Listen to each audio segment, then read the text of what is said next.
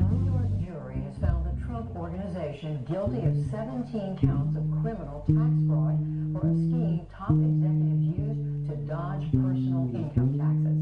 As John Yang reports, the verdict comes as a separate investigation into the former president's illegitimate attempts to remain in power appears to be entering a new phase.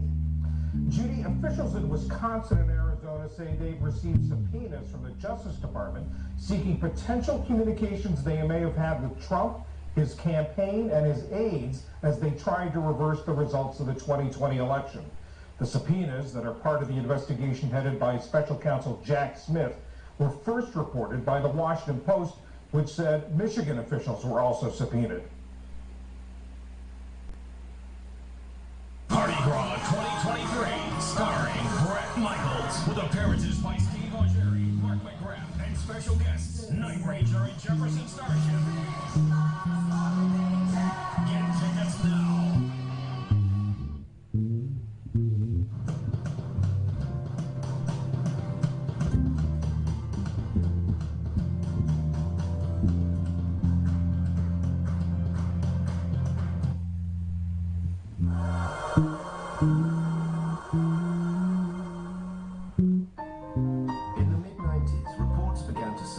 Prince, one of the world's most successful recording artists, had fallen into serious dispute with his record label. Claiming that his art had been taken hostage by merciless corporate interests, Prince announced that he was at war with the music business and that the whole industry needed to be torn down and reorganized.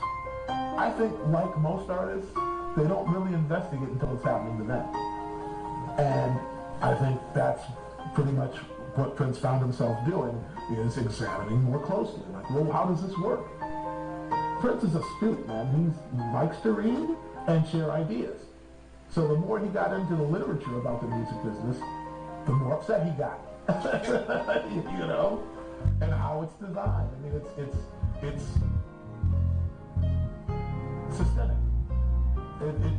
That's what it does.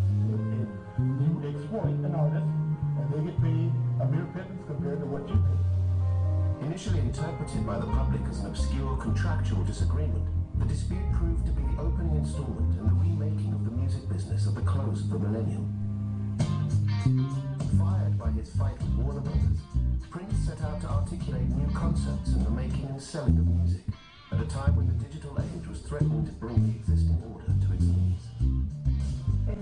Prince revolutionised music. He invented the Minneapolis sound, and he sort of brought a whole new style of music, a whole new fusion of music, white and black, funk and rock, and everything into one big thing. It was, you know, just Prince. That's what it was. He took the way music sounded to a whole new level. In the 90s, when his music was less revolutionary, he revolutionised the business. He revolutionised the music industry. And time after time, what he does has vision and foresight and is ahead of its time. And it turns out that not only could he do that musically, he did it with business as well. Yet, he's not going to get the credit for that. At the time, the significance of Prince's message was largely overlooked. His behavior was received as surreal and eccentric by a world that was yet to discern the forces of change that were gathering on the horizon. Routinely dismissed as a spoiled, clownish sideshow, Prince's profile suffered badly and his new work was increasingly ignored. But when the change arrived, it became clear that Prince had been a visionary, and he found himself restored to prominence as a leading figure in the modern landscape of art and music. He was just out of sync at that time. His time had passed, and he had to wait for it to come around again, which it inevitably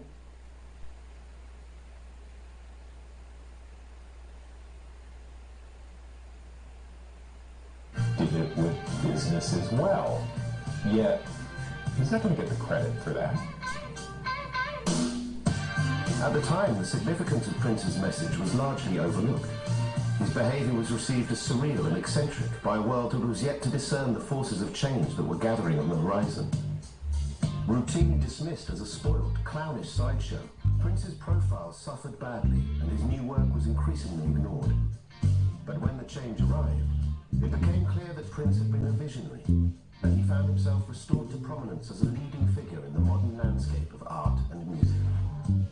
He was just out of sync at that time. His time had passed, and he had to wait for it to come around again, which it inevitably did. By the time it came around again, it's like now he's comfortable with being a legend, playing the music that he makes, not trying to be a hip-hop artist or this or that, and just embracing who he is and what his gifts are.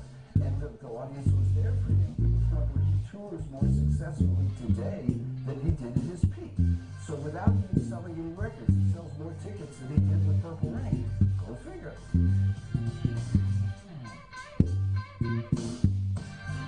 He stepped out on faith by even putting out records independently and doing things like selling to the newspaper, which is why he's got a lot of flack from the powers that be. They don't appreciate that because then that stimulates the minds of people who are coming up. And as you see, even the younger generations now, oh, it's just academic now. This is what they do. So yes, it has helped him. And whether he gets all the credit now or, 20 or 50 or 100 years from now, he will go down in history as one who did something that was revolutionary.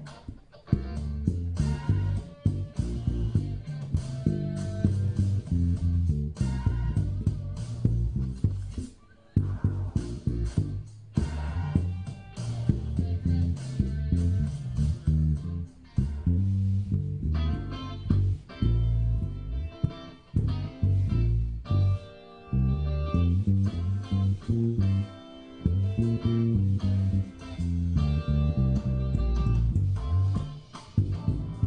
the summer of 1992, Prince entered into negotiations with Warner Brothers